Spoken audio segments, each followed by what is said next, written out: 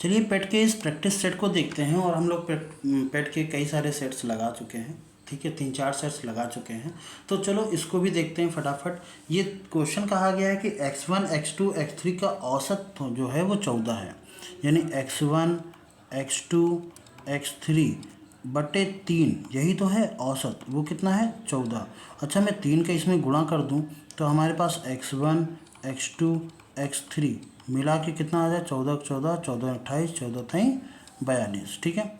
अब ये कह रहा है x2 x3 का योगफल जो है का दुगना 50 है। अच्छा, x2 और x3 के दुगने योगफल का दुगना वो किसके बराबर है? 50 के बराबर है। अगर ये 50 के बराबर है तो 2 से इसको काट दो, कितना आ जाएगा? 25। तो x2 और x3 मिला करके कितना आ जाएगा? 25। यहाँ पर इसकी वैल्यू रख दो, कितनी रख दो? 25। तो x1 की वैल्यू क्या आ जाएगी? 42 में से हम 25 माइनस कर देंगे। अच्छा, 25 माइनस करने का मतलब है पहले इसमें 5 जोड़ दो तो 30 हो गया, फिर 12 जोड़ दो तो कितना हो गया आपका?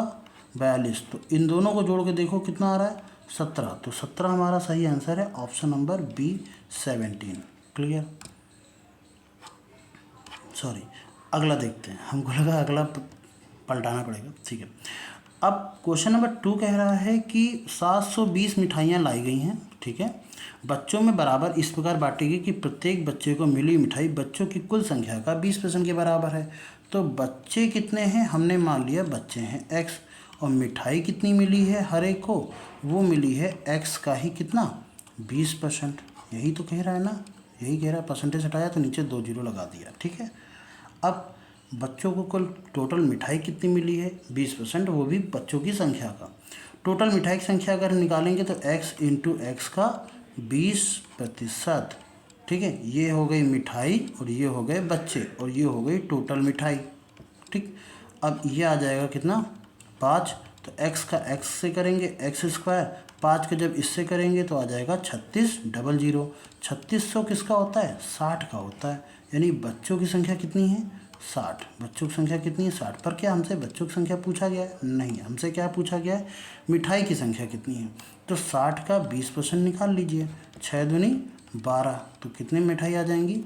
12 मिठाई आ जाएंगी। यानी हर व्यक्ति को, हर बच्चे को 12 मिठाई मिली है। ऑप्शन नंबर सी सही होगा, ठीक है।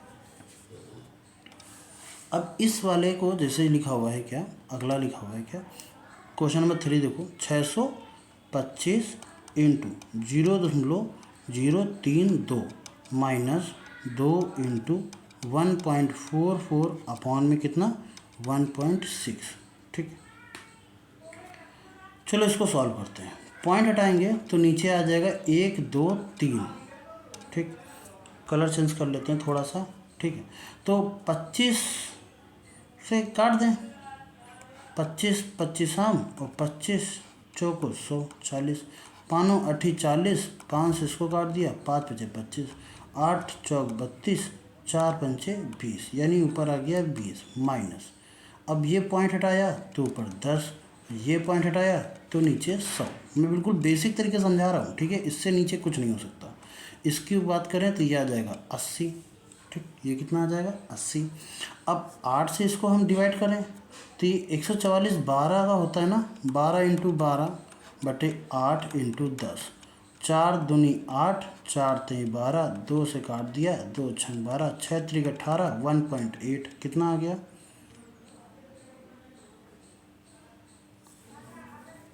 यही आएगा ना, कुछ गड़बड़ लग रहा है। 1.8, ठीक है, 1.8 आया। तो 20 में से अगर हम 1.8 माइनस करेंगे, देखो अगर 2 माइनस करते तो 18 आता, पर थोड़ा सा कम किया है तो 18.2, यही हमारा आंसर आएगा। ऑप्शन नंबर बी सही है हमारा, ठीक है। और नीचे उत्तरमाला में भी दिया गया है, ठीक है, ये भी ध्यान रखिएगा। ये कह रहा है दो संख्याओं का योगफल a और b मिला करके कितना है? 40 है। दो संख्याओं का गुणनफल a इंटू बी, ये मिला करके कितना है? 375 है। तो कह रहा है कि उनके व्युत्क्रम का योग कितना होगा, यानी 1/a प्लस 1/b, इनका योग कितना होगा? एलसीएम लेंगे तो ए बी और यह आ जाएगा b प्लस ए। अच्छा, b प्लस ए की तो वैल्यू हमें पता है ना 40, और ए बी की वैल्यू पता है ना 375। क्या करें, 5 से काट दें, 5 40, 5 से काट दिए, 5 7 35, 5 5 25, 8/75। ऑप्शन नंबर डी मार्क करो, बहुत आसान। ठीक है, चलिए अगला देखते हैं। लास्ट सवाल है और ये वीडियो काफ़ी छोटा बन जाएगा, ठीक है, पर इस वाले को थोड़ा सा कैलकुलेशन करना पड़ेगा। 86 पॉइंट कितना लिखा हुआ है 49 प्लस अंडर रूट के अंदर ये लिखा हुआ है 5 प्लस के स्क्वायर बराबर 12.3। तो चलो इसको सॉल्व करते हैं, ठीक है, थोड़ा सा इसको सॉल्व करते हैं। ज़रा सा एक चीज़ बताना चाहूँगा कि 86 49 आखिरी में 9 है तो लास्ट में या तो 3 होगा या तो लास्ट में 7 होगा।